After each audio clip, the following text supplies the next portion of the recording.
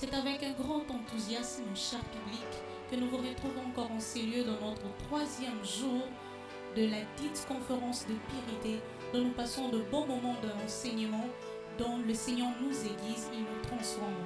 Je l'ai dit tout à l'heure parce que c'est une conférence de Purité qui se tourne autour d'un thème très merveilleux. Regardez-vous comme mort au péché, afin de vivre pour Dieu en Jésus-Christ. Une conférence que la structure Univers d'inspiration nous a démontré, afin que nous puissions passer de bons moments dans l'enseignement, nous trouvons de bonnes paroles du Seigneur.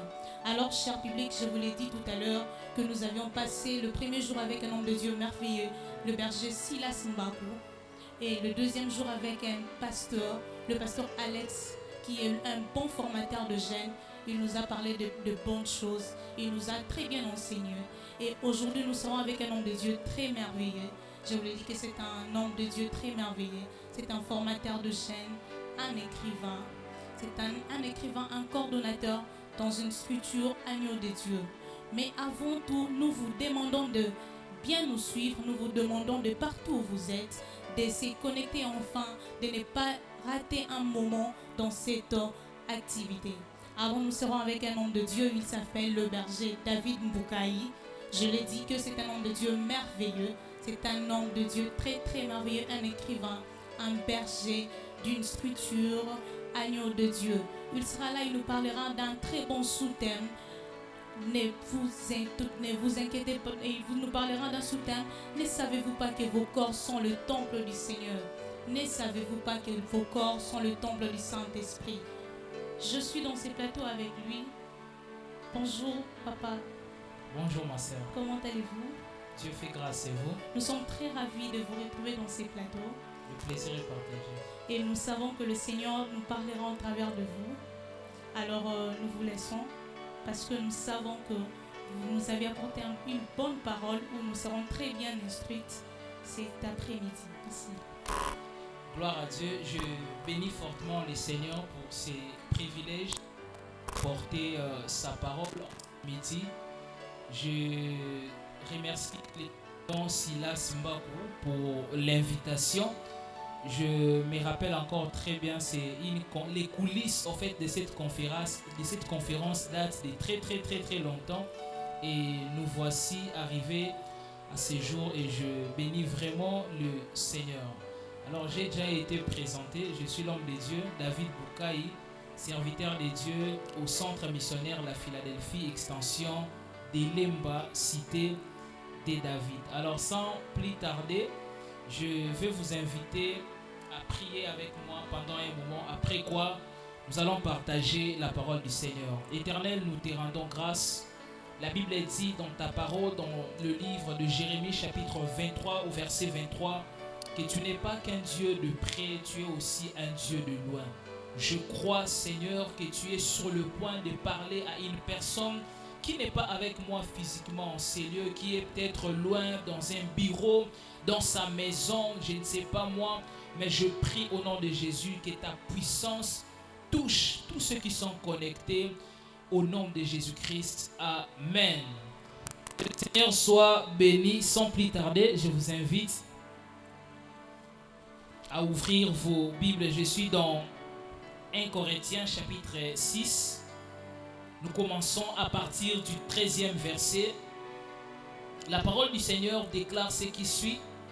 Les aliments sont pour le ventre, et le ventre est pour les aliments. Et Dieu détruira l'un les autres, l'un comme les autres. Mais le corps n'est pas pour l'immoralité sexuelle, il est pour le Seigneur. Et le Seigneur est pour le corps. Or, qui a ressuscité le Seigneur? Or, Dieu qui a ressuscité le Seigneur nous ressuscitera aussi par sa puissance. Verset 15. Ne savez-vous pas que vos corps sont le membre de Christ? Prendrai-je le membre de Christ pour en faire le membre d'une prostituée? Certainement pas. Ne savez-vous pas que celui qui s'unit à la prostituée est un seul corps avec elle? En effet, il est dit, les deux ne feront qu'un. Mais celui qui s'unit au Seigneur est un seul esprit avec lui. Fuyez l'immoralité sexuelle. Dans d'autres versions, on dit fuyez l'impudicité. Tout autre péché qu'un homme commet est extérieur à son corps, mais celui qui se livre à l'impudicité ou à l'immoralité sexuelle pêche contre son propre corps. Verset 19. Ne le savez-vous pas? Votre corps est le temple du Saint-Esprit qui est en vous et que vous avez reçu de Dieu.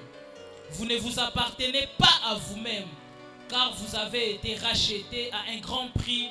Rendez donc gloire à Dieu dans votre corps et dans votre esprit qui appartiennent à Dieu.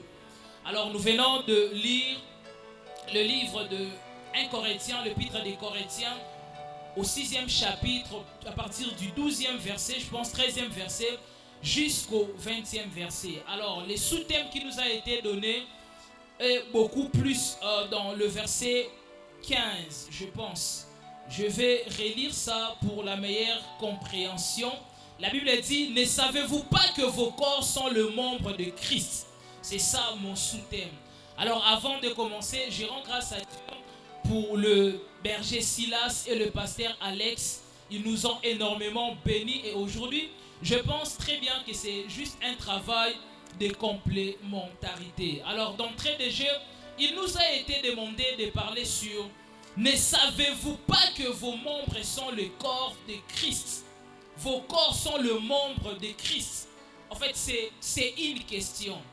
Alors, le lecteur de la Bible et surtout ceux qui ont étudié l'herméneutique savent très bien qu'il y a de ces passages bibliques. Pour mieux les comprendre, il faut le mettre dans un contexte.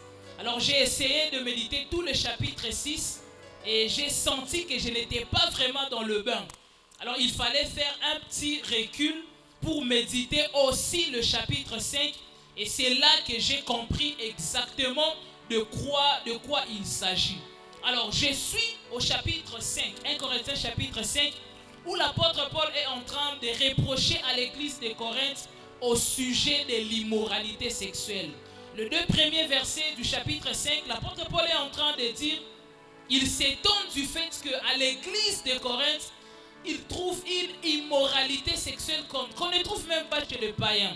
Et il soulève le cas d'un frère qui était d'ailleurs pas surpris, mais un frère qui avait des relations intimes avec la femme de son père. Et c'était encore très grave, je vous assure. Alors il progresse un peu au chapitre 6 pour parler un peu de tout ce qui a trait au procès, tout ça.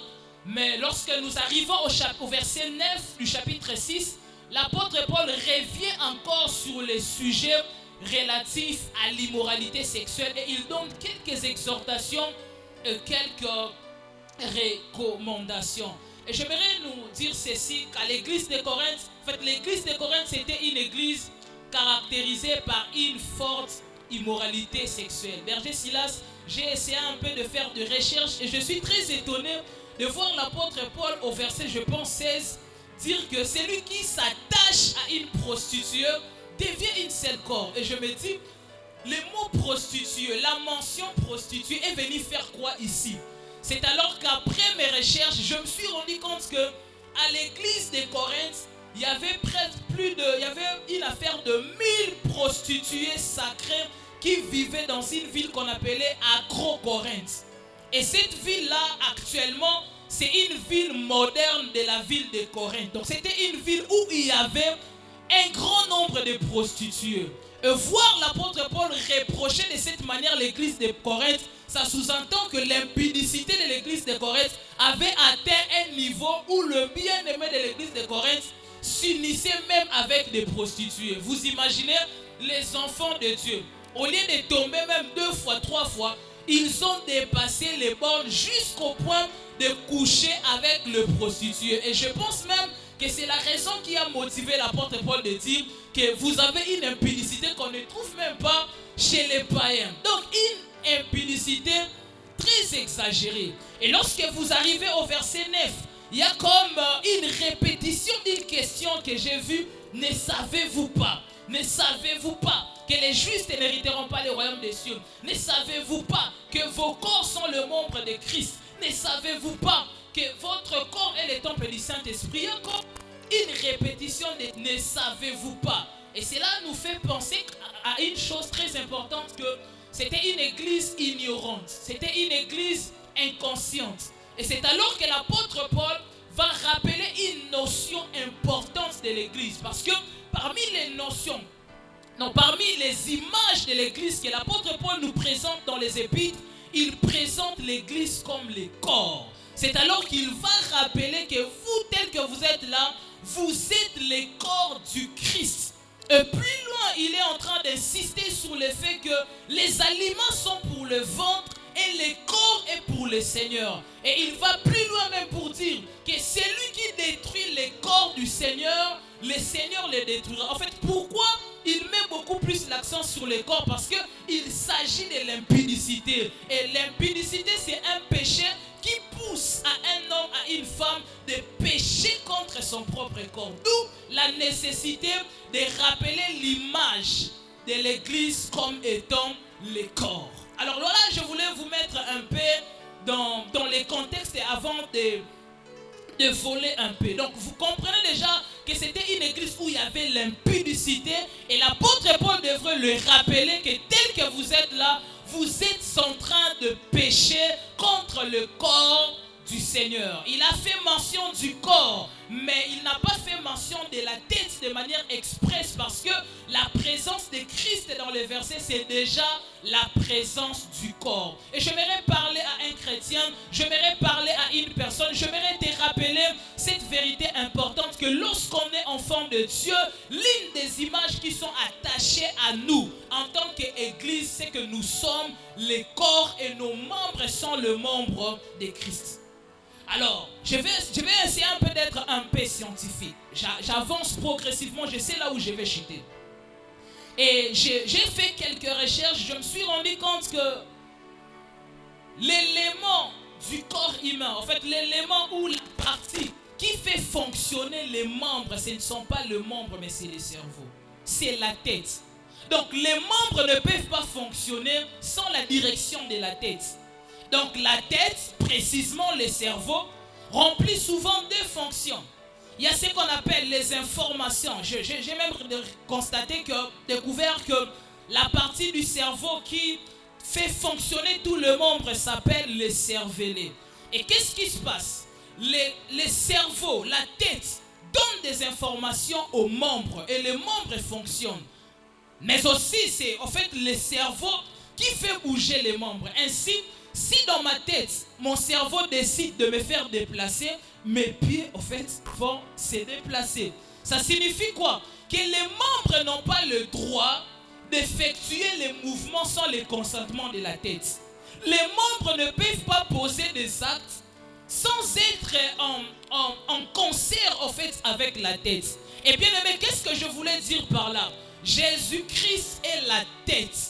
Et nous sommes le membre. Et puisque nous sommes le membre, de la même manière que dans le domaine naturel, les membres n'ont pas reçu mandat de fonctionner de manière autonome, de même que dans le domaine spirituel, nous en tant que corps et nos membres en tant que le parti de nos corps n'ont pas aussi reçu mandat de fonctionner selon la tête ou selon la parole.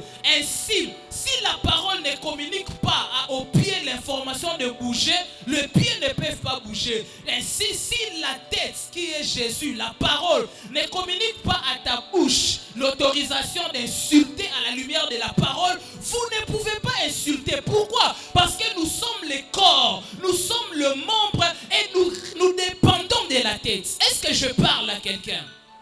Nous dépendons de la tête qui est Jésus. Et j'aimerais dire à une personne que tes membres sont le membre de Christ. Ton corps, c'est un membre de Christ. Tes yeux sont les yeux de Christ. Ton sexe, c'est le sexe de Christ. Tes yeux, tes pieds, en fait, ce sont les yeux de Christ, le membre de Christ. Et j'aimerais te dire que tu dois arrêter de faire fonctionner les membres de ton corps comme si ça t'appartenait. C'est la raison pour laquelle on dit, comment prendrais-je les membres de Christ pour en faire le membre d'une prostituée? Dans la version Louis II, on parle du verbe, on utilise le verbe prendre. Dans la version CMR, on utilise le verbe arracher. Dans la version Martin, on utilise le verbe ôter. On sous-entend que c'est comme quelque chose qui s'est fait par force. C'est-à-dire que comme ma sœur est là, On dit que c'est son corps. C'est le corps du Christ. Donc, je ne peux pas venir prendre les yeux pour en faire tout ce que je veux. Malheureusement, c'est ce que nous faisons. Tu es chrétien, tes membres sont les membres de notre Seigneur Jésus, mais tu peux prendre tes yeux, tu utilises ça pour regarder la pornographie, alors que ce ne sont pas tes yeux. Tu peux utiliser tes oreilles pour entendre n'importe quoi. Et aujourd'hui, avec la technologie, il y a même des chantres. C'est quand la personne chante des bêtises qu'il sent vraiment qu'il est dans l'actualité et que sa chanson peut faire de vie tout ça. Et en tant qu'enfant de Dieu, tu ne peux pas exposer tes oreilles à n'importe quoi. Pourquoi? Parce que tes oreilles sont le membre de Christ. Et j'aimerais dire à une personne, surtout que nous sommes dans un contexte de l'immoralité sexuelle.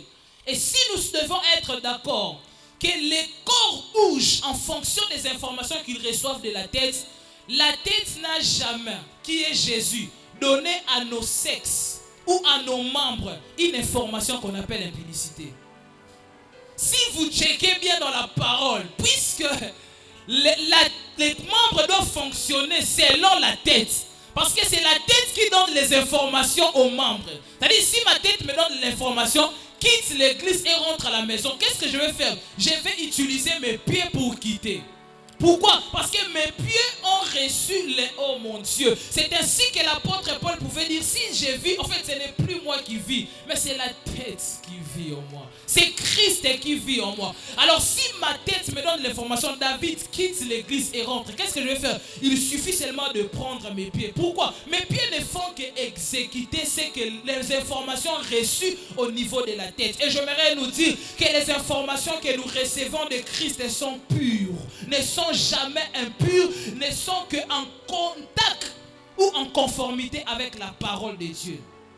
Alors j'aimerais être précis et libérer vraiment le plus grand fardeau que le Saint-Esprit a déposé dans mon cœur. Et je pense qu'à ce stade, nous comprenons déjà que nous sommes le membre et que Christ est le corps et nous devons fonctionner selon la tête.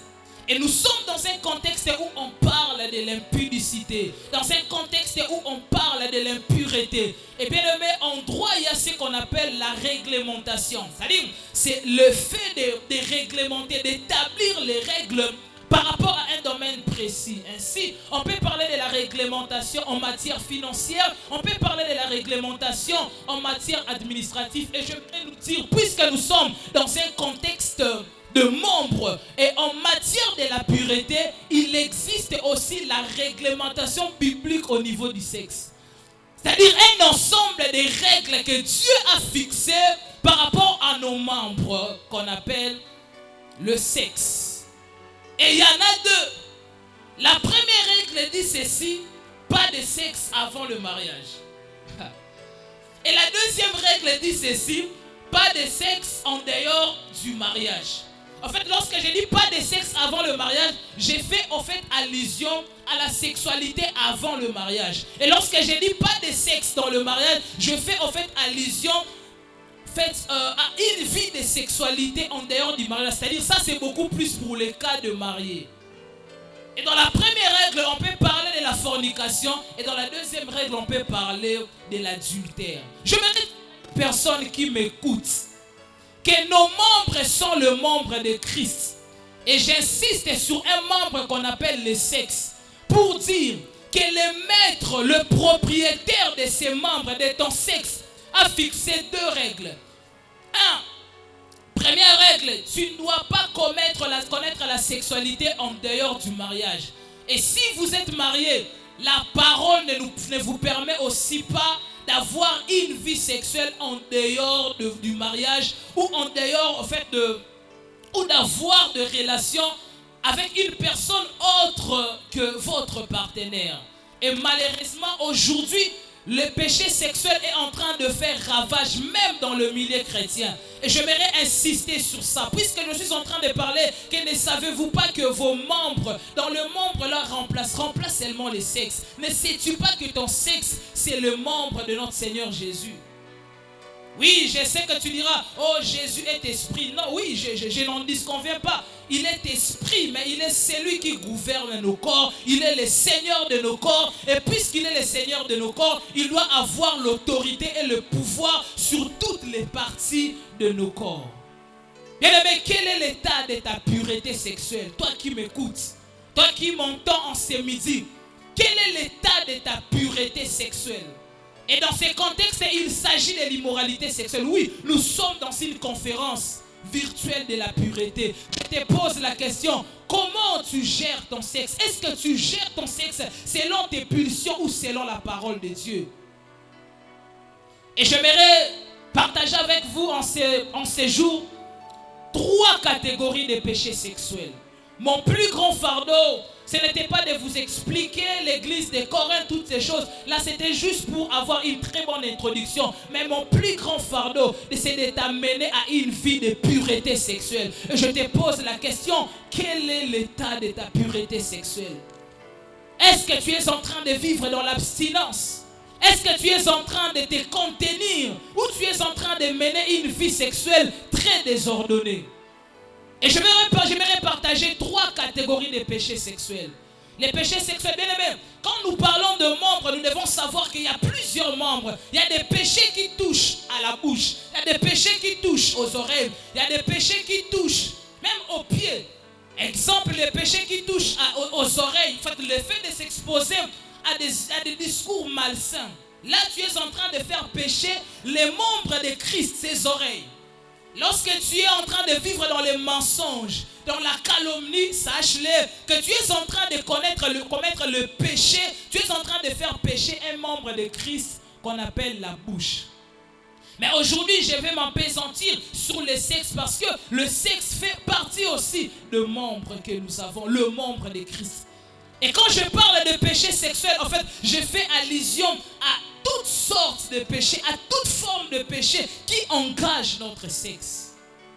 Et aujourd'hui, Cordon Silas, nous avons dans les réseaux sociaux, nous avons dans le monde, partout, tout ce qui peut nous exciter et nous pousser à tomber dans le péché. Autrefois, c'était difficile de voir même des filles, des femmes s'habiller de manière sexy. Mais aujourd'hui, ça devient très facile. Il suffit seulement d'ouvrir la connexion. Même dans nos milieux respectifs, il suffit seulement de déambuler un peu. Les jeunes filles s'habillent de manière très impudique. Et toutes ces choses ont un seul but de nous exciter et de nous pousser à tomber dans le péché sexuel. Et autrefois, c'était même difficile pour regarder les films pornographiques. Mais aujourd'hui, ça devient très facile.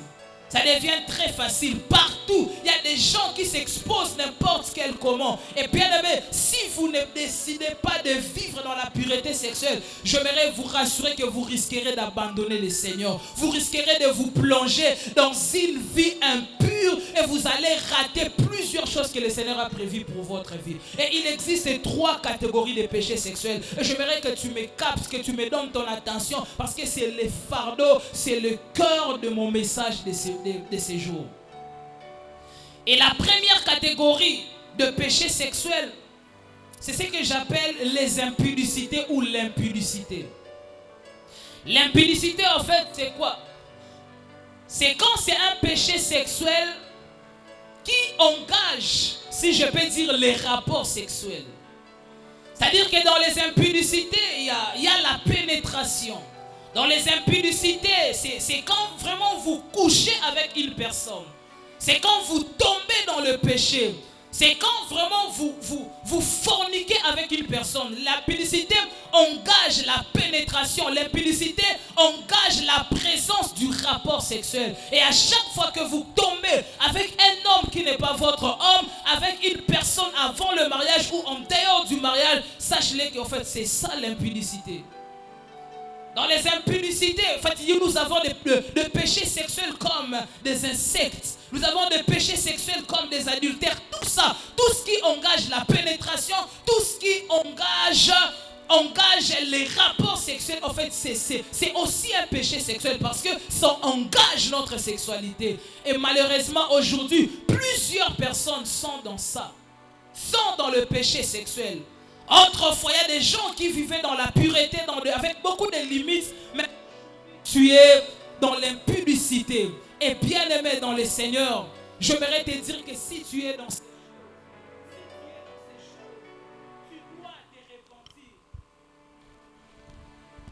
Si tu es dans ces choses, il faut que tu te répandes. Surtout si tu es chrétien, ton sexe appartient à Dieu. Es-tu dans l'impudicité? Es-tu en train de coucher avec les femmes et les hommes?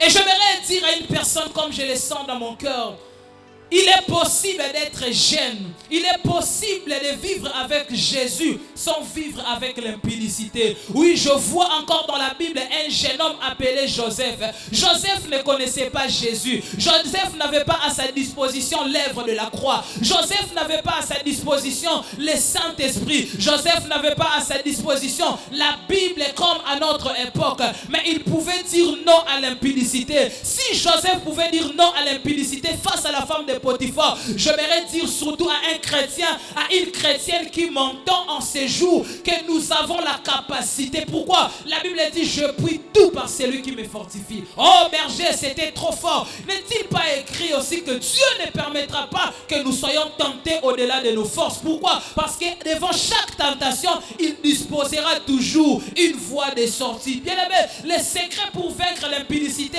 ce n'est pas seulement la discipline, mais c'est aussi la foi. Si tu crois que Dieu peut te tenir debout, il te sera fait selon ta foi. Oui, il est temps que je te dise que lorsqu'on dit il te sera fait selon ta foi, ce n'est pas seulement pour ton miracle de guérison, ce n'est pas seulement pour ton miracle lié à tes finances, mais c'est aussi pour ta sanctification. Oui, il est possible, oui, c'est de toi qu'il s'agit. Il est possible de vivre dans la pureté.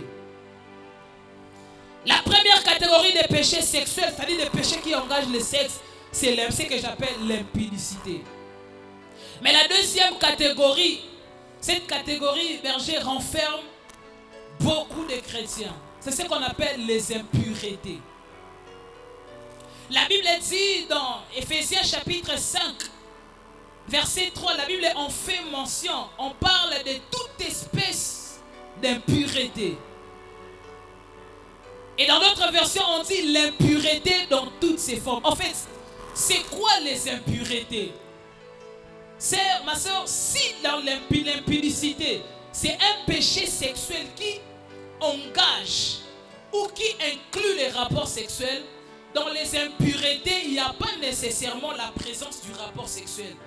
Mais dans les impuretés, en fait, il y a toutes les pratiques maléfiques, toutes les pratiques impures qui engagent notre sexe. Je vais l'expliquer. Lorsqu'on parle de la masturbation, par exemple, berger Silas, la masturbation, en fait, n'est pas l'impudicité. Dans la masturbation, il n'y a pas pénétration. Ça n'engage pas, en fait, les rapports sexuels. Mais quand vous masturbez, l'organe de votre corps que vous utilisez pour se masturber, ce sont vos organes génitaux. Donc, vous faites pécher votre sexe. Et si vous êtes dans la masturbation et vous m'entendez, sachez que vous êtes aussi dans un péché sexuel.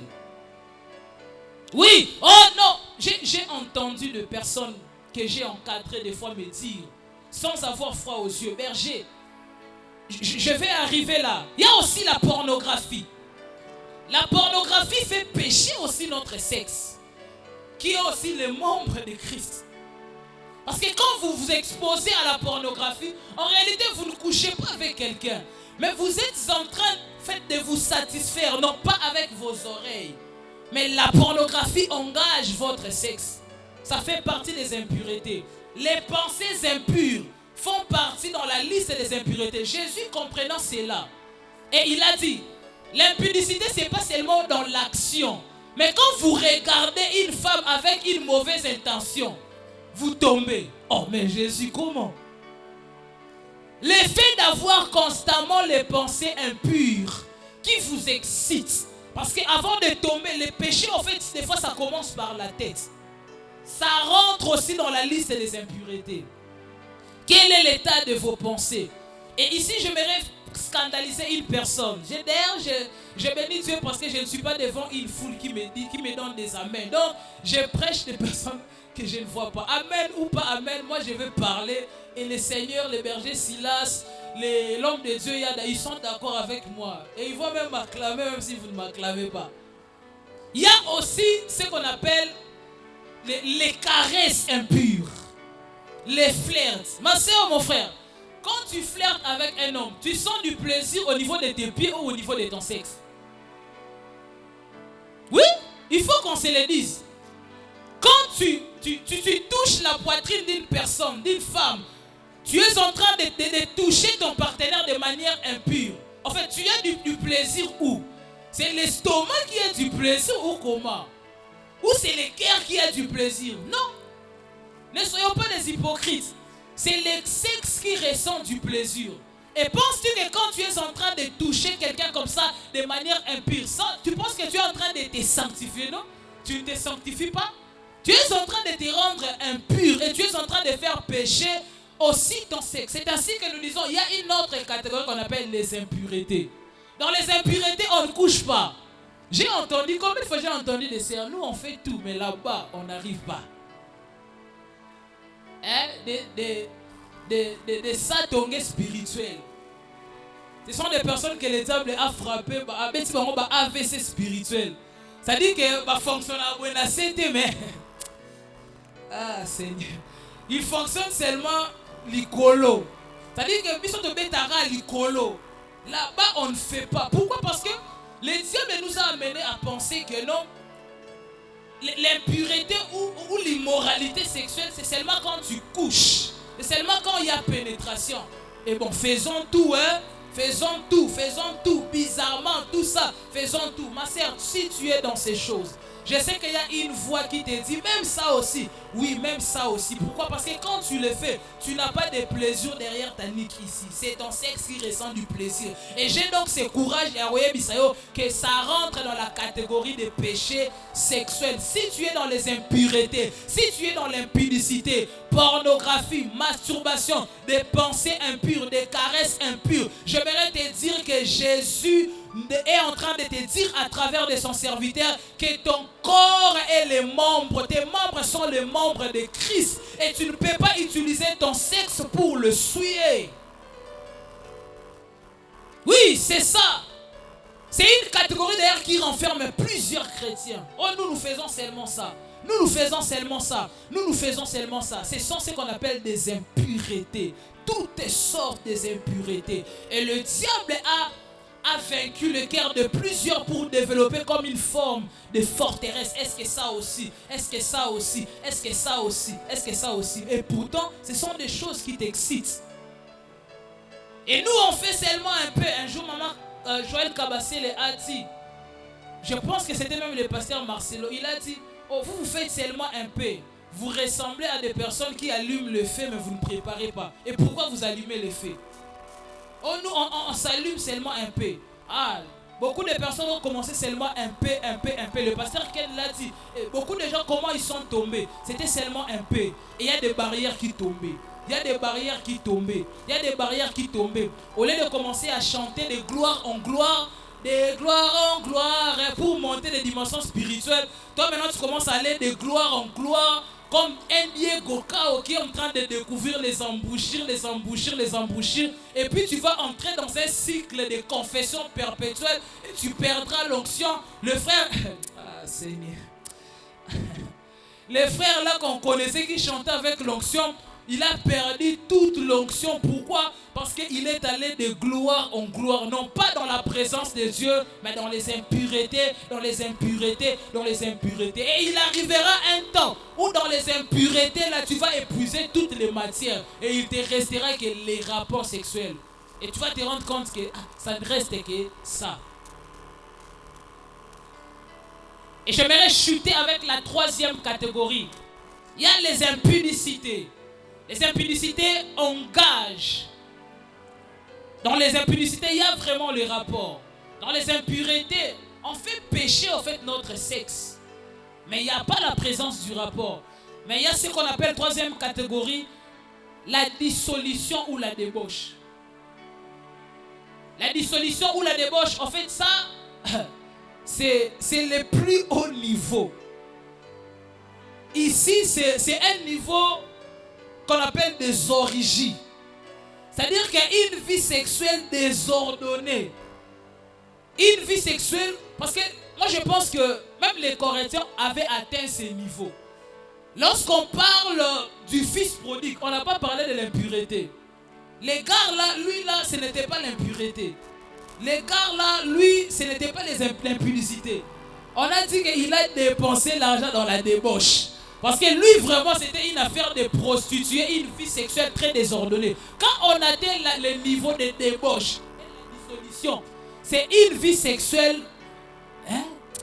Tu ne te contrôles plus. Tu ne te contrôles plus. Tu n'arrives plus à te contrôler, tu n'arrives plus à te maîtriser.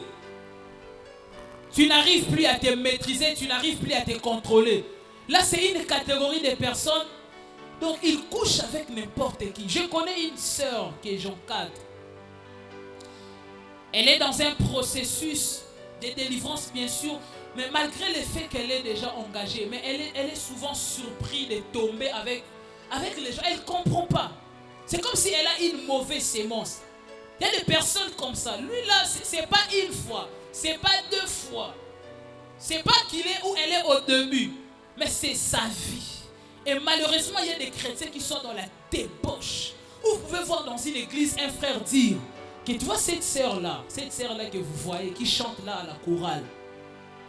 Elle est passée avec telle, avec telle, avec telle, avec telle, avec telle. Ah, il y a une fille là. Ah, si tu veux la voir, c'est simple. Il faut faire ça, ça, ça. Tel l'a eu, tel l'a eu, tel. Tu vois le frère là. Ah, le frère là, il est passé avec tel, tel, tel, tel. Là, vous atteignez un niveau où vous faites péché, un niveau de péché sexuel qu'on appelle la débauche ou la dissolution. Et j'aimerais dire à une personne, je ne suis pas un prédicateur pour chuter, qui est venu te condamner. J'ai t'ai présenté le profil d'une église. Oui, ils étaient des chrétiens. Mais la plupart parmi eux avaient atteint un niveau de coucher même avec les prostituées. Et il fallait que l'apôtre Paul les rappelle que non, ce que vous êtes en train de faire là, vous êtes le corps de notre Seigneur. Vos membres sont les membres de Christ, y compris vos sexes. Ce n'est pas que Christ a le sexe, mais c'est juste une manière de dire que Christ a le contrôle et il est le Seigneur de toutes les parties de vos corps. Et il doit en fait avoir ces contrôles total. Mais l'apôtre Paul s'est rendu compte qu'il y avait une forte impudicité. C'est alors qu'il fallait rappeler cette vérité pour dire non, vous êtes le membre de Christ. Vous ne pouvez pas atteindre ce niveau de faire pécher vos membres. Mais dans le contexte, il s'agissait vraiment de l'immoralité sexuelle. Et c'est pourquoi aujourd'hui, avec beaucoup d'amour, je vous ai parlé sur le péché sexuel. Si vous êtes dans les impudicités, où vous couchez vraiment avec des filles, avec des hommes, si vous êtes dans les impuretés, vous ne couchez pas, mais vous êtes dans des choses très sales, des impuretés, ou soit vous avez atteint un niveau en fait très élevé. Vous faites pécher votre corps, vous faites pécher votre sexe. Les temps me manqueraient pour parler de la réalité spirituelle attachée à la sexualité. Mais je me limite à ces trois catégories. Vous êtes dans quoi? Dans l'impudicité, dans l'impureté, dans la débauche. Si vous vous retrouvez, j'aimerais te dire que cette conférence de la pureté n'a pas été organisée pour présenter des prédicateurs saints. Cette conférence de la pureté n'a pas été organisée pour présenter des hommes qui vous condamnent. Mais cette conférence de la pureté a été organisée pour vous exposer à la parole de Dieu, afin que le Saint-Esprit puisse vous convaincre dans le péché et vous amener à une vie sainte. Et j'aimerais dire à une personne que Jésus revient bientôt. Jésus revient bientôt. Et je ne veux pas de tout cœur que Jésus vienne vous trouver dans l'impureté. Mais il faut qu'il vienne vous trouver dans une vie de sainteté. C'est pourquoi il est écrit, comme le berger l'a dit, que celui qui se sanctifie davantage. Et là où tu es, si cette parole t'a touché et tu es en train de vivre, de mener, d'autres hommes de Dieu viendront toucher la pureté dans une autre dimension. Mais moi aujourd'hui je me focalise sur la pureté dans la dimension sexuelle. Quel est l'état de votre pureté sexuelle? Répentez-vous. Et j'ai appris en tant que prédicateur Et qu'à chaque fois que Dieu envoie une parole, il envoie aussi une puissance nécessaire qui accompagne cette parole. Ainsi, lorsque Dieu t'envoie un message de pardon, sache-le que derrière ces messages de pardon, il y a une puissance qui peut t'aider à vivre dans le pardon ou à pardonner. Lorsque Dieu t'envoie un message du succès, il y a une onction et une puissance derrière ces messages qui peut t'aider à vivre dans le succès. Mais aussi lorsque Dieu t'envoie un message de pureté sexuelle, sache-le qu'il y a une puissance derrière ces messages qui peut t'aider à vivre dans la pureté. Et aujourd'hui, si vous entendez sa voix, n'endurcissez pas votre cœur. Il y a une puissance qui peut vous aider à mener une vie de pureté sexuelle. Et j'aimerais te dire que c'est très possible. Oui, c'est très possible. Est-ce que tu peux commencer à prier là où tu es? Je sens la présence du Saint-Esprit. Est-ce que tu peux commencer à prier, toi qui m'écoutes? Oui, cette parole t'a touché. Dieu veut que tu mènes une vie sexuelle ordonnée selon la tête. Oui, c'est aussi un culte. Ce n'est pas seulement un homme qui vient te parler et c'est tout, non. C'est aussi un temps où tu rencontres le Seigneur. Oh, j'ai prié, Père, que tu aies compassion. J'ai prié que ta puissance touche la personne qui m'a écouté. Cette personne qui est dans l'impudicité, qui n'arrive pas à abandonner. Il est comme dans un cycle de péché sexuel. Il est dans les impuretés. Il est dans la masturbation. Il est dans la pornographie. Il est dans les pensées impures qui ne quittent jamais sa tête. Il est dans une vie sexuelle désordonnée. Je prie que ta puissance libère plusieurs. J'ordonne du haut de ces plateaux à tout esprit qui te conduit dans l'impureté, à tout esprit qui te conduit dans l'impureté de te lâcher. Sois libre au nom de Jésus. Sois libéré. Et j'aimerais te dire que c'est possible de vivre dans la pureté. Père, merci pour ta parole. Père, merci pour ta présence. Père, merci parce que nous réalisons, Père de gloire, que nos membres sont tes membres. La Bible dit dans Romains chapitre 6, verset 13, que ne livrez pas vos membres comme les instruments de l'iniquité, mais livrez vos membres comme les instruments de justice. Seigneur, nous t'abandonnons nos membres, précisément nos sexes. Seigneur, il est possible de nous aider, toi qui as aidé Joseph à vivre dans la pureté sexuelle. Oui, je le répète aussi, pas de sexe avant le mariage. Oui, je crois que c'est possible. Je crois que tu peux nous aider. Je recommande les jeunes, je recommande les fiancés, je recommande tous ceux qui sont dans des relations amoureuses. Père, la Bible dit, tu sais de quoi nous sommes formés. Et des fois, ce n'est pas facile. Même nous, pour nous qui prêchons, mais nous comptons sur ta grâce et sur ta puissance pour vivre dans la pureté sexuelle. Au nom de Jésus, nous avons ainsi prié et nous disons Amen. Amen. Que Amen. Dieu vous bénisse abondamment. Amen. Merci Amen. beaucoup. Amen. Amen. Amen. Amen. Nous avons été bénis dans ces plateaux avec un homme de Dieu merveilleux. Merci, Berger David. Je vous en prie. C'était un bon moment que nous avons passé dans la présence de Dieu. J'aime encore le répéter pour le dire. Il est possible de vivre dans une relation amoureuse sans devenir impur. Il est possible de vivre dans une relation amoureuse et vivre une vie de pureté avec le Seigneur. Il est possible d'être chrétien et de ne pas tomber dans l'impudicité. Il est possible d'être dans l'immoralité. Parce qu'avec Christ, lorsqu'on vit, on vit de la foi. Alors je suis très émue d'être encore cet après-midi avec un berger de l'accord, un berger de l'univers d'inspiration. Oh, il est venu comme un figurant, il n'est pas comme un prédicateur cet après-midi. Il n'aura que des questions à poser. Et moi aussi, j'aurai que 2 questions à poser à l'homme de Dieu. Je vous laisse la parole, le berger Silas. Merci beaucoup, Maman Ritz. Je bénis le Seigneur pour l'intervention magnifique de l'homme de Dieu, David Boukaï. J'ai été enseigné, béni, j'ai écrit, mais fait étonné. J'ai manqué là où écrire. Que quelqu'un vous bénisse pour votre intervention. J'ai juste Amen. des questions à vous poser. Ma première question, vous aviez dit selon vos recherches que dans cette ville des Corinthiens, il y avait plus de 1000 prostituées. C'est ce qui a fait en sorte que les chrétiens de Corinthe ont contracté même des relations avec ces prostituées. Effectivement. Alors ma question est celle de savoir, la première est celle de savoir, dans une église située dans un contexte peut-être à Pakadjouma, où nous savons qu'il y a l'immoralité sexuelle, il y a l'impureté sexuelle qui vit, est-il possible dans un milieu dominé par les puissances des ténèbres, les forteresses qui travaillent de manière à mettre les enfants de Dieu dans cette impureté-là, de vivre réellement une pureté qu'il faut, comme dans les contextes de Corinthe?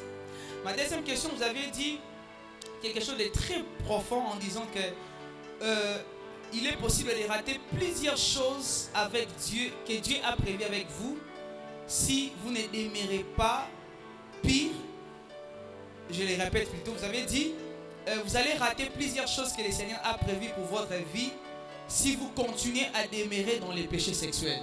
Je voulais savoir quelles sont ces choses-là, quelqu'un qui nous suit, peut-être je me mets à sa peau, que la personne peut rater dans sa vie chrétienne, dans sa marche avec Dieu, s'il continue à demeurer dans les pratiques sexuelles. Merci beaucoup.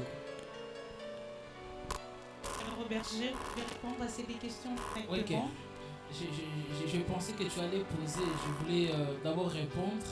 Non, vous pouvez répondre directement et puis moi je vais vous poser. Ok, merci beaucoup, Cordon Silas, pour ces deux questions. Ça prouve que vous m'avez suivi avec une attention très soutenue. Merci beaucoup.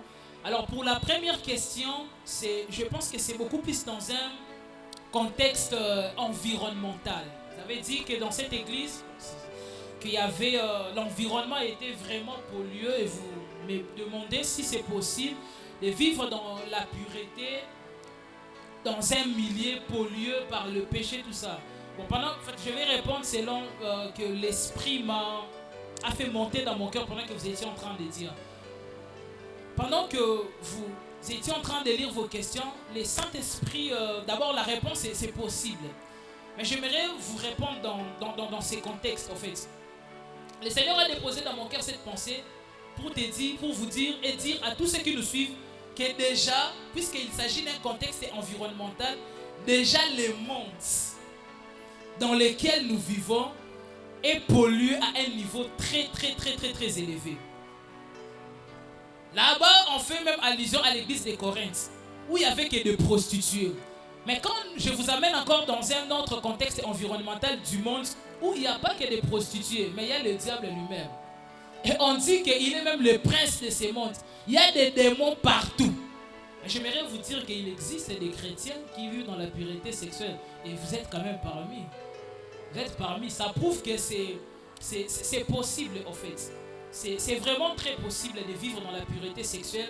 Waouh, merci Saint-Esprit. Pendant que je suis en train de parler, le Saint-Esprit ramène dans ma pensée l'histoire de Lot, mais précisément les défis de Lot. Vous voyez, les défis de Lot vivaient à Sodome et Gomorrhe. Et vous connaissez la dépravation morale qu'il y avait dans Sodome et Gomorrhe. Mais le jour où Dieu est venu, les trois personnes, les anges, prenez ça comme vous voulez. Lot a dit non, ne touchez pas à ces hommes. J'ai des filles qui ne connaissent pas les hommes. Oh, mais comment, en fait, réfléchissons. Comment est-ce qu'il y avait des filles qui vivaient à Sodome et Gomorrhe, dans un milieu où il y avait l'homosexualité, où il y avait les péchés, jusqu'au point où les péchés avaient atteint le comble. Et Dieu s'est décidé de descendre pour tuer, mais il existait encore des femmes vierges. J'aimerais dire à une personne que dans ce monde, il existe encore des jeunes filles qui vivent dans la pureté, des jeunes garçons qui vivent dans la pureté. Ce sont de préfigurations. Les deux femmes de l'autre sont de préfiguration des chrétiens qui peuvent vivre dans un milieu pollué dans le péché, mais tout en restant avec Dieu. Et plus grave, ces deux jeunes filles n'avaient pas l'esprit. Ces deux jeunes filles ne connaissaient pas l'œuvre de la croix, ne connaissaient pas ces histoires que la chair a été crucifiée. Ces deux jeunes filles n'avaient même pas le Torah à leur disposition, encore moins la parole. Ils n'avaient même pas de modèle de sanctification. Bon, je vais rentrer un peu, on peut parler de Noé, mais Noé a couché, Noé est tombé, mais bon. Je Je n'évoque même pas ça. Donc ces jeunes filles n'avaient même pas de modèle. Mais comment elles ont pu vivre dans la pureté? Et comment nous là, nous allons nous excuser? Oh non, nous vivons dans un monde où il y a comme ça, il y a comme ça, il y a comme ça. Mais nous sommes les mêmes à dire que le Saint-Esprit est... J'aimerais même le déclarer que le Saint-Esprit est plus puissant que tous les esprits. Je ne sais pas les esprits qui contrôlent vos quartiers. Hein. Je ne sais pas. Que tu sois même à Pakadjouma, que tu sois à partout. Même si Bassangani Bangonon sont 10 000, tu as en toi un esprit plus fort que tous les esprits là. Voilà un peu comment je peux répondre selon la direction de l'esprit. Alors je m'en vais rapidement pour la deuxième question. Je pense c'était par rapport aux choses que nous dans les en tout cas il y a beaucoup, il y en a beaucoup, hommes de Dieu. Déjà vous pouvez rater, perdre l'onction. Je vais d'abord, c'est ce qui me vient vraiment à l'esprit en premier. Bon, je dirais d'abord l'onction, par exemple. Parce que nous connaissons, il y a beaucoup d'hommes de Dieu, il y a beaucoup d'enfants de Dieu qui ont perdu l'onction juste après les rapports. Vous voyez, vous couchez comme ça parce que j'aimerais vous dire ceci, bien aimé. Quand vous couchez avec un homme en dehors, dans le cadre du mariage, vous êtes sécurisé par les anges. Les anges sont là parce que c'est dans un cadre légal. Mais quand vous couchez avec un homme ou avec une femme en dehors du mariage, là, les anges ne sont pas là. Vous êtes encerclé par les démons. Démons dans ma stanoté, démons doivent assister au sala ekobo, frère. Qu'est-ce qu'il va faire? Il va te voler. Raison pour laquelle il y a des gens, une fois que tu te relèves comme ça, tu as comme l'impression que tu es resté vite. Tu vas perdre l'onction et l'onction est très importante. Non pas seulement dans les services, même dans la destinée. Déjà l'onction tu vas perdre. Deuxièmement, ça devait d'ailleurs venir en première position. Tu vas perdre la communion avec Dieu.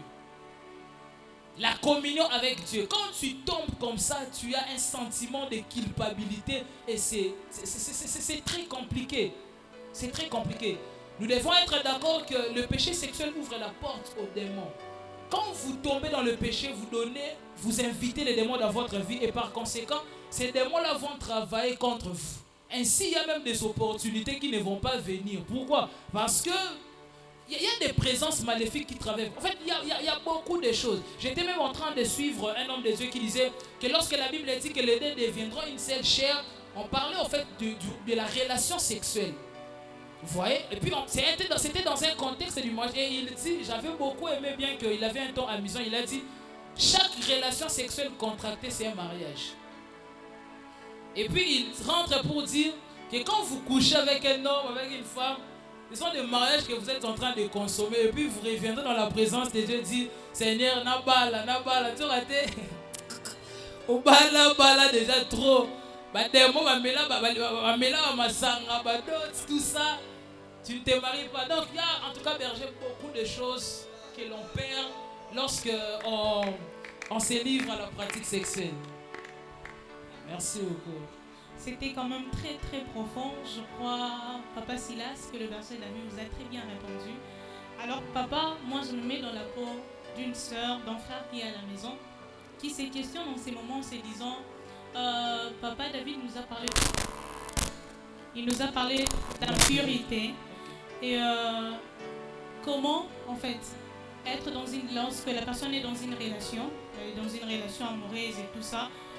Maintenant, vous nous aviez dit que dans une relation amoureuse, on doit toujours vivre dans la pureté et ne pas se donner dans l'impurité. Parce que tout ce que vous aviez eu à parler, ça concerne l'impurité. Je ne peux pas encore aller expliquer cela.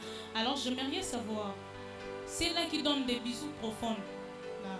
C'est là qui donne des bisous profonds. Parce qu'on se le dise quand même. Vous nous avez dit qu'il y a des choses qui peuvent pousser même de tomber dans l'impudicité. Maintenant, celles qui donnent des bisous profonds doivent arrêter ou continuer. Ma deuxième question encore est celle de savoir quelle serait votre réaction face à ces sœurs qui viennent à tout moment à l'église. Ils ne s'habillent pas d'une manière décente en se disant que je viens à l'église pour conquérir le pasteur. Voilà. Parce que quand même, qu'on se le dise, les habits attirent. À l'époque, il y a des mamans qui s'habillaient comme moi, en bagne. Mais actuellement, le jeune aime mettre des habits qui attirent pour quand même attirer les hommes. Alors, ces sœurs-là qui viennent à l'église pour se dire non, je cherche les mariages à l'église et je dois attirer vraiment le pasteur. Quelles seraient vos réactions face à ces sœurs? Ok. Wow, ça, ce sont des questions qui... Bon, je vais répondre par la grâce de Dieu. Alors, la première question au sujet des bisous profonds, je pense... je vais d'abord m'appuyer sur ce que j'ai dit tout au long de mon message. J'avais même évoqué certains hommes de Dieu. Et je suis tout à fait d'accord avec eux. Ils disaient que j'ai même suivi un jour la servante de Dieu, Joël Kabassé, le dire que lorsqu'on parle de la sexualité, en fait, c'est pas seulement la pénétration, mais il y a aussi le préliminaire. C'est-à-dire que toutes ces choses, toutes ces pratiques rentrent dans les cadres de la sexualité, en fait. Donc c'est un peu ça. Ce sont comme les fenêtres, en fait. Alors, des histoires comme des bisous profonds, toutes ces choses-là, en réalité, ce sont des chemins qui mènent à l'impudicité. Alors, un homme sage, la Bible dit, voit le mal de loin et s'en fout. Alors, si par exemple, on me dit que, même si quelqu'un me dit que ça m'a bêté, mais ceux qui ont avancé, lion à Koliayo, ou soit on te dit, je pense que vous êtes en train de me comprendre. Alors j'ai même vu un homme de Dieu qui défendait du fait que embrasser tout, c'est pas mal, toutes ces pratiques, mais moi je ne suis pas convaincu à cela, je ne crois pas vraiment à cela. Donc ce sont des pratiques qui rentrent dans les impuretés sexuelles. Ça rentre vraiment dans les impuretés sexuelles. Quand vous le faites, d'ailleurs si je vous demande la question, on met vos parents ici, on vous dit c'est rite, donner un bisou profond par exemple à une personne qui n'est même pas reconnue dans votre famille, est-ce que vous allez le faire? Pourquoi on ne le fait pas? On le fait seulement dans les secrets. Et pourquoi aussi les jours où le mariage est célébré, soit devant l'officier de l'État et on le fait? Vous voyez? Donc ça signifie si déjà devant les hommes on ne peut pas le faire et on a honte, pensez-vous que devant Dieu va agréer cela? Et il y a toujours une phrase qu'on nous en disait à l'écodime pour marcher dans la sanctification. Quand tu veux faire quelque chose, il faut des fois se dire que si Jésus était à ma place, si Jésus était à ta place, est-ce que dans les relations amoureuses de Jésus allait avoir des bisous profonds? Bon, si tu es convaincu que Jésus allait commencer à donner des bisous profonds berger, je vous encourage. Mais si tu te rends compte que Jésus n'allait pas le faire, en tout cas, il ne faut pas le faire. Alors voilà, vous avez compris qu'il fallait beaucoup de sagesse pour s'en sortir. Ce n'était pas facile, c'est une question qui verse beaucoup d'encre. Alors, je saute rapidement pour toucher la deuxième question. Concernant la sœur qui vient à l'église avec l'intention de faire séduire. En fait, ça rentre aussi dans les impuretés. Parce qu'avant de s'habiller comme ça, je pense que c'est... Elle a fait de manière intentionnelle. Il y avait déjà des pensées. Non, je vais faire ça. C'est-à-dire, il y a déjà une pensée développée. Et cette pensée-là est impure. Et quand tu développes déjà des pensées impures qui dictent même tes actions et tu t'habilles comme ça, en tout cas, on ne peut pas encourager cela. Il y a bizarrement même des sœurs qui se voient déjà en train de tomber avec un homme avant l'acte. Alors, à ces genres de sœurs, vous devez en tout cas vous repentir et vous habiller avec pudeur et de manière décente. Voilà un peu. Qui ont été bénis par cet homme de Dieu merveilleux. J'ai béni le Seigneur pour son intervention. Sans plus tarder, nous allons chuter. Je vais laisser 1 minute à l'homme de Dieu prier pour la sœur qui est à la maison, qui se dit que non, moi je suis incapable de laisser, d'abandonner l'impudicité, mais il se donne à Dieu pour que Dieu l'aide. J'aimerais vous laisser 1 minute, vous allez prier rapidement pour la sœur. Je vous laisse la parole, homme de Dieu. Pourquoi seulement vous mentionnez trop les sœurs? Même les frères aussi ont besoin de la prière. Exactement, même mon frère. Ok, je vais prier. Père, tu es merveilleux, tu es puissant. je ne suis pas parfait, mais dans mon expérience et dans mon parcours avec toi, à plusieurs reprises, tu m'as donné la victoire contre les péchés sexuels. Et jusqu'à un moment, tu m'as dit, je te mandate pour que tu prêches sur la pureté sexuelle. Amen. Je suis là, non pas pour dire des choses que je ne fais pas, mais tu connais très bien ma vie. Et je crois au Dieu que la même grâce que tu m'as fait, que tu continues de me faire, que tu la fasses aussi dans la vie de celui qui m'écoute, de celui qui est connecté. Je prie que la grâce de vivre dans la pureté soit sur toi. Oui, je ne te parle pas de discipline, mais je te parle de la grâce. Que la puissance du Saint-Esprit t'accompagne. Je prie, Père de gloire, pour tous ceux qui n'ont pas donné leur vie à Jésus, que tu les convaincs du péché, que tu entres dans leur cœur. Parce que sans Jésus, il est impossible de marcher dans la pureté sexuelle. Je prie que Dieu fasse de toi un modèle de pureté dans cette génération. Un modèle, lorsque les gens chercheront à regarder une personne qui vit dans la sanctification quand te regarde. Au nom puissant de Jésus, recevez cette grâce. Soyez bénis, soyez transformés, soyez très forts. Nous sommes plus que vainqueurs par celui qui nous a aimés. J'aimerais dire à une personne, plus dans ce monde où nous l'impureté va augmenter. La sexualité sera rendue très facile. Plus le Seigneur déversera aussi une quantité nécessaire de puissance afin que nous puissions marcher dans la pureté et dans la puissance. Au nom de Jésus, Amen. Amen. Gloire à Dieu. Amen. C'était la conférence Univers d'inspiration. C'est la conférence Univers d'inspiration. Nous sommes très heureux, très bénis d'être avec vous cet après-midi. Alors, nous vous demandons de ne pas oublier. Nous vous donnons encore rendez-vous demain parce que demain, nous serons avec un homme de Dieu très merveilleux. Un homme de Dieu qui expose la parole de Dieu d'une manière profonde. Nous allons vous retrouver à tout à l'heure. Ciao.